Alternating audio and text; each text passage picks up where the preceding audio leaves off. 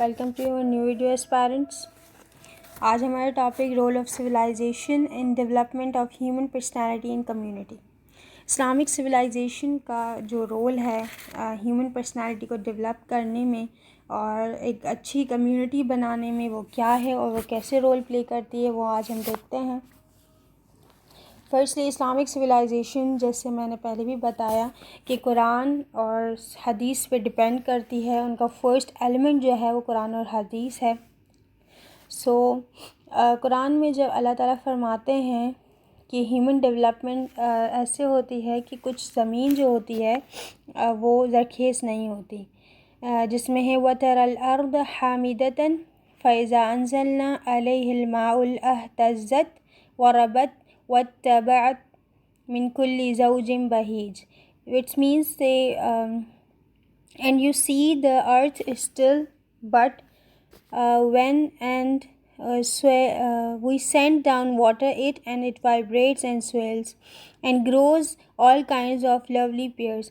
مطلب کہ انسان بھی زمین کی طرح ہوتا ہے. کسی کے اوپر اگر زمین کی جس طرح سے بنجر زمین پر پانی ابھرتا ہے تو وہ بالکل ہی گرینری ہو جاتی ہے اس میں، اسی طرح انسان پر بھی جب قرآن پڑھا جاتا ہے تو اس کا دل بھی اس طرح سے باغ باغ ہو جاتا ہے. اور جس طرح سے ہدایت کی مثال ہے کہ ہدایت جس بندے کو ہدایت مل جاتی ہے تو وہ بھی اس طرح سے گرینری کی طرح بالکل ہی اچھا بن جاتا ہے.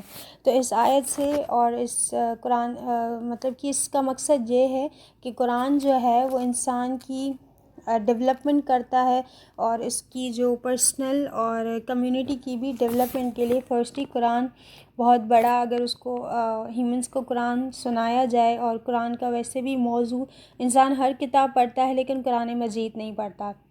اگر قرآن مجید انسانوں کو بتایا جائے جو انسان خود اس کا موضوع ہے تو وہ بہت زیادہ حد تک حالات اور پرسنل ڈیولپمنٹ اور کمیونٹیز بھی اچھی ہو سکتی ہیں. پھر آتی ہے دوسری قرآن ایک ورس جس میں ہے وَتَعَاوَنُوا عَلَى الْبِرِّ وَالتَّقْوَى. البر والتقوی کی میننگ ہے، تقوی مینس اللہ کا ڈر، اور البر کا مطلب ہے نیکی.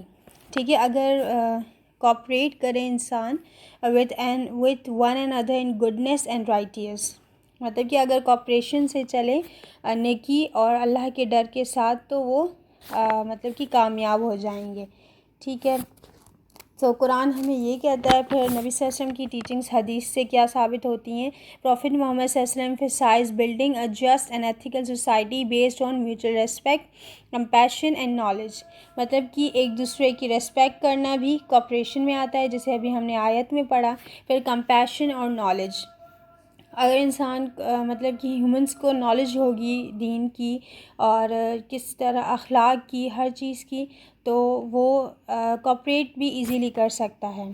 کہ مطلب کہ ایک حدیث میں ہے کہ اگر ایک عالم جو ہے، ایک بندہ ساری رات عبادت کرتا ہے لیکن ایک عالم اگر سوتا رہے اس رات تو اس عالم کا زیادہ ثواب ہوگا بنسبت اس ساری رات عبادت کرنے والے بندے، کیونکہ اس کو نالج ہے کہ مجھے کب کیا کس طرح کرنا ہے. ٹھیک ہے، he encourage education, trade and infrastructure development and strengthen the community.